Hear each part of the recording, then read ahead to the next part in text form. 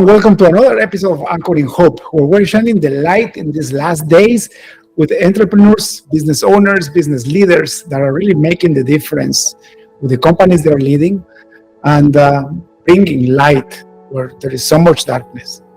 Today we have with us Krystel Reid. Welcome to the show. It's great to be with you. Thank you for having me. Hi, Krystel, can you give me your full name? Where do you live and what do you do for a living?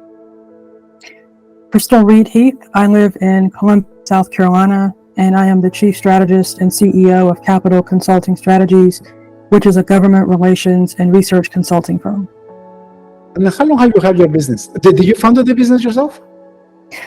I did in 2008, and it's interesting how I started it. You know, I've always had a love for politics and government relations, but it really was never my objective to start a company.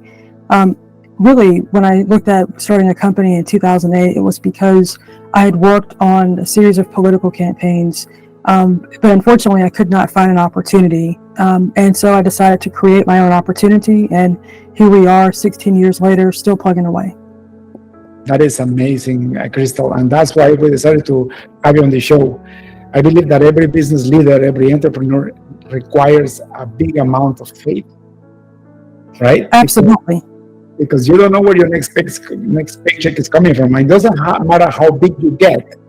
There is always a risk that something will go wrong, and then you'll have not only yourself without food, but also all the people that work for you, right? I've learned it's not a matter of if something is going to go wrong, it is when something will go wrong. Are you flexible enough, or is your business agile enough that you're able to adjust and adapt? I'm a process-oriented person. I'm a strategic planner and a research by trade. That's what I do. But I'm reminded of Jeremiah 29:11, which tells us, I know the plans that I have for you. So even though I write out these comprehensive strategic plans, and if you ask me what am I doing 6 months from today at this very single moment, I can tell you. But I can tell you that my greatest success has come from not in me having that capability or that ability to do that planning, but to lean out on my own understanding. Like most business owners in COVID, I had to adapt, I had to pivot. I could no longer offer the same services that I offered. And so I had to think very strategically, how can I package my intellectual property, the skills, the research, the 20 plus years of experience, how can I package it and develop it in a way? So I prayed for understanding, I prayed for guidance, and I took some time to meditate and think about it, but I had to completely redo my business. And so when I look back over my 16 years of business, my greatest moments of success have come from my greatest challenges, and it's come from leaning not on my own understanding and trusting in the process and having faith. And you have to do the work, but having faith that if God gave me the ability, that He would see me through. You know, what you're saying is so profound, and I wish I knew it before all the years that I wasted trying to run things on my own way. You know, Krystel, I've been in business since 2005. I accepted the Lord as my Savior when I was 16 years old. And I recently reconfirmed my faith years ago when the Lord rescued me from hell, because I fell into the self-help trap. I fell into the business acumen, business learning, business gurus trap, where I thought that if I will actually learn from the best, I will actually increase my wealth and increase my business. And I forgot about the Lord. I forgot about the Bible. I started following successful business leaders, which, don't get me wrong, they taught me a lot of good lessons, but never seemed to work. I mean, my business was progressing, but when I saw the strategies that I put in place, that I learned from those people, it wasn't that was making the business progress. It was leads and clients and employees that the Lord sent in a miraculous way. And then it's when I realized that all this money that I'm spending, I was spending literally hundreds of thousands of dollars going to these business groups and, flying all over the States and Canada trying to get business knowledge so I could actually achieve my goals. And at the end of the day, when I fell into the self-help trap, I realized that I was just fooling myself, trying to do a lot of work that was meaningless, because if the Lord doesn't want to prosper you, it doesn't matter how many strategies you use, right? Mm-hmm. You still have to do a lot of work, I know, but it has to be by the hand of God, not by the hand of any successful business person, right? What God has blessed, no one can take from you.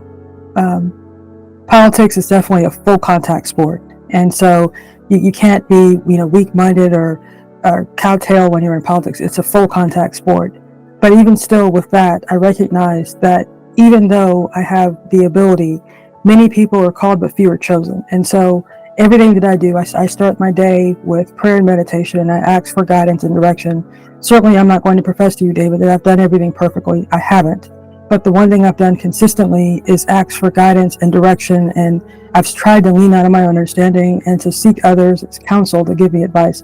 That's the biggest thing that I could give, advice that I could give to any aspiring business owner or someone who's struggling in their business, that you really have to lean out on your own understanding. For me, it's my faith. For others, it may be something else, but you have to be connected to something larger than yourself, because entrepreneurship can be a very lonely journey. I had people and friends and colleagues that when I, resigned a previous job to start my company, told me I was crazy, it was going to fail. But you have to trust that the path that God gave you, sometimes everyone's not going to see your vision. God didn't give them that vision. It's not for them to see. It's not that it's going to be easy. He never said that it would be easy, but he promised that he would be with us. And so in my days when it's most challenging, when I feel like I don't have the strength to continue, I have to stop and remind myself that if you start something, you can't turn back. You're not fit if you turn around and you take your hands from the plow. So I ask for strength. I don't ask for it to be easy. I ask for endurance, and I ask that ultimately that if I'm able to make it through, then I have an obligation to share my experiences, my successes, my challenges, because you never know who else is walking that same path, who just needs to hear from you.